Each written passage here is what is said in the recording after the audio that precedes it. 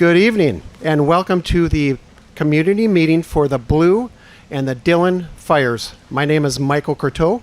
I am a public information officer for the Dillion and Blue fires. For the online participants, if you have any questions, we ask that those be listed in the Facebook app in which you are watching. Question and answer time will be begin after all the presentations have been completed. So I have some statistics for you this evening. For the Blue Fire, we were at 3,625 acres, 27% contained, and 749 personnel. For the Dillion Fire, 11,971 acres, 78% contained, 942 personnel. We will now start with our presentations, beginning with Tony Crump, representing the Klamath National Forest. Good evening. My name is Tony Crump. I'm Agency Administrator Training. The last few days here, we've been going through a transition from Team 1 to Team 6, and there'll be some new names and new faces, but we hope that the community service that is provided continues to stay the same. Team 6 continues to develop plans and maintain resources to protect those critical values in the communities that are affected by these fires. The objectives continue to be the same, full suppression, and where we can do so in a safe manner. Operations will run you through those plans shortly. We've really been able to take a change in the turn in the weather to put some good work on the ground and return some normalcy to the communities, and with seeing the evacuations change and be lifted. And I hope that we're able to continue to leverage these conditions so that we can do more work on the ground and put these fires in a safe place. Thank you for the grace and patience that you've shown our responders here as we've been visitors in your community. A lot of good work has gone on because of the resources that have been able to be here. And thank you for your participation in these meetings. Your engagement and your feedback is important to the Forest Service. I just want to take a moment to acknowledge or appreciate Team 1, the leadership from Team 1, Kristen and Jerry, for what you've been able to do here with us over the last couple weeks. We had some really busy days, a lot of nervousness, a lot of people interested. You really put some order to the chaos and help us get to a good place. So thank you for that. And welcome Team 6.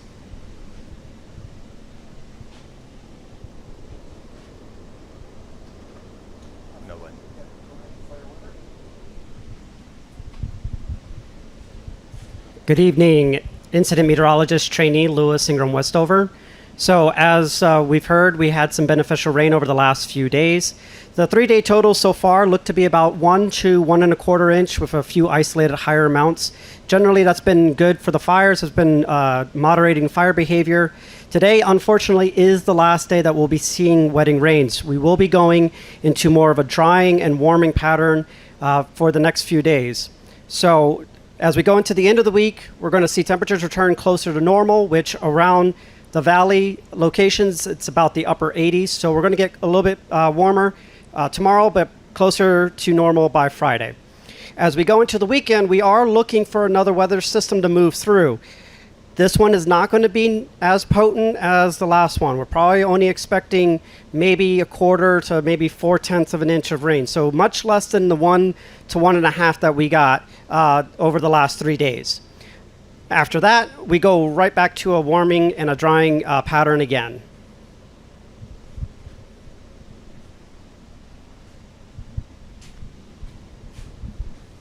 Good evening. My name is Stuart Turner. I'm the fire behavior analyst for team. As the fire behavior analyst, I predict what the fire is going to do, where it's going to go, and how fast it's going to get there. And I'm looking at 3 things out there. I'm looking at the topography. That's the hills, the mountains, the canyons, the rivers. I'm looking at the fuels. And the fuels I'm concerned with are the fine dead fuels. That's the small, less than 1/4 inch in diameter fuels. The small twigs, the blades of grass, the pine needles, the leaves. That's what really carries these large forest fires across the landscape. It burns through those fine dead fuels. And then I'm also looking at the weather. You just heard from Lewis, our meteorologist, what the weather is and what's coming up. And that weather has been a big influence on the fire behavior out there. When that rain came in, the higher humidities came in, those fine dead fuels moistened up very nicely, and that eliminated a lot of the fire spread. In fact, it eliminated all the fire spread. We haven't seen perimeter growth in a couple days around the fire. What we are seeing, though, is smoldering fire behavior. So if you drove by any of the fires today, you probably saw a couple wisps of smoke coming out of the fire area. And what's going on out there are the larger diameter fuels, those fuels that are the stumps or the bigger logs. They are very dry, and those are on fire, and those are smoldering. Or maybe even today where we saw some sunlight hitting those, a little open flame on that log producing that smoke. So that smoldering fire behavior is still happening out there on all the fires out there in this area, the Dillion and the blue fires and the log fire. So that's just going to continue a little bit tomorrow, a little bit of smoldering, and then if we get enough drying, you heard that Lewis was talking about a meteorologist, get enough drying on that, then those larger fuels will allow those dried, fine dead fuels to start creeping around. And so we may see some of that fire behavior start creeping tomorrow, and then a little bit more on Friday we'll see that smoldering and creeping fire behavior. And then as that new front comes back in, if it moistens those fine dead fuels, we'll squash that back down to just smoldering fire behavior again. So you probably start to see a little bit more smoke on the landscape tomorrow. And I'll be hanging around if you have any questions about fire behavior. Thank you.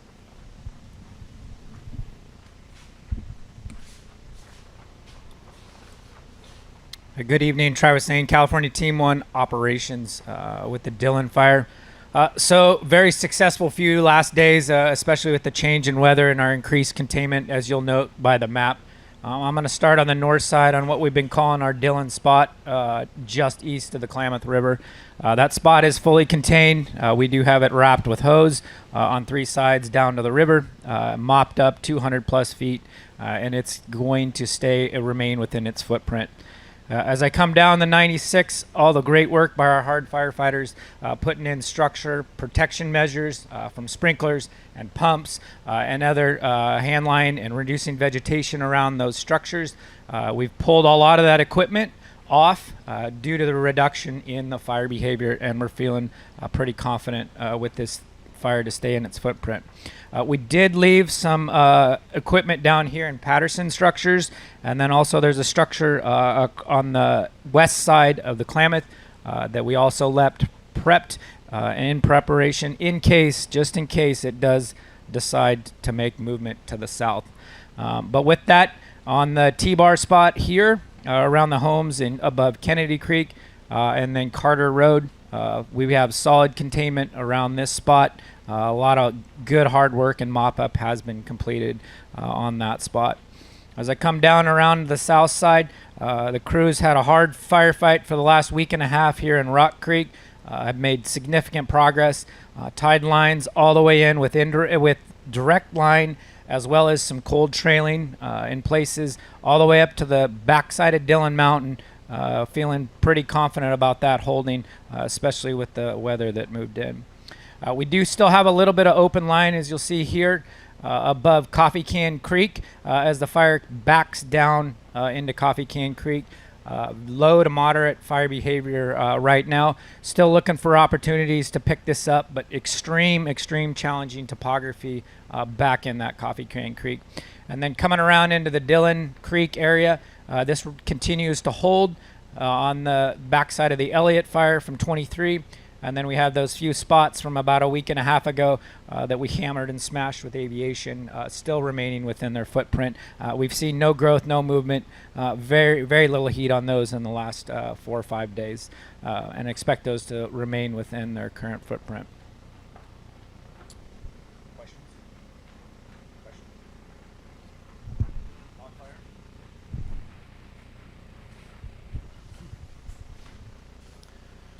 Good evening, everybody. Josh Jansen, operations for the Blue Fire. And you'll hear a lot of the same comments about the firefighting that took place in here. Extremely challenging area, as everybody knows, in the footprint of the 2014 burn scar, which provided a ton of snags on top of this steep and treacherous terrain. So really good fight here all along Walker Creek. That's all contained now. You can see that. There's additional containment that I just got word of all the way around this north piece, with the exception of just a small chunk here. We're still have some of those heavy fuels that Stuart talked about. They're still smoking a little bit, so we're going to leave a piece there as red or uncontained until we get that validated that it's fully contained and won't come across the line there. Pushing around here in the north, back towards the west to our next containment feature there. All that work's been completed, so you have containment all on that north end. And then again, working around this horseshoe and around the tail here. Just got word as we walked in that this line is completed and cold trailed all the way to that southern end of the fire here. So very successful work. We had several crews that voluntarily chose to spike out for 5 days down here, even despite the weather, just because of their engagement into the fire and wanting to get in there early. So this whole west piece, extremely treacherous, way too steep and dangerous to put any fire personnel in this west side, certainly with the weather that's come in and how slippery everything is there. Very dangerous area here. Out in the structures, as you heard, in the Walker structures and in the CIIMT structures, we reduced those evacuations down to a warning and allowed the school to go back in session. And again, that was due to all those efforts by the firefighters in there. They treated all the landscape in and around the structures, behind all the structures, put hose lines in with sprinklers, pumps are out there with tanks, and all of that remains in place until the new transitioning Team 6 comes in and feels like they're in a good place to put that, pull that stuff out. So looking very good. I would put the containment upwards in, the 50%, a little above 50% after all of today's efforts. And that'll sum up your blue fire unless there's any questions.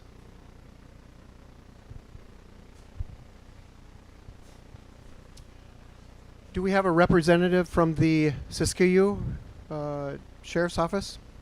Okay. Well, we will go now to Incident Commander Kristen Allison.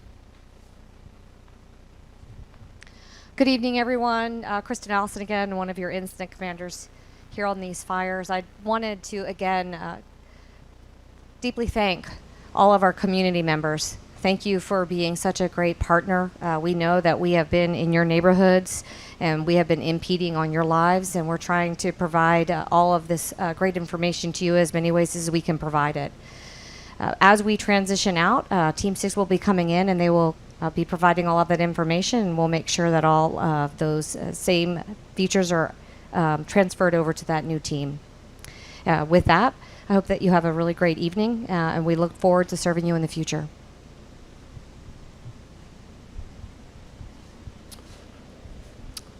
Okay, we will now go to the question and answer time.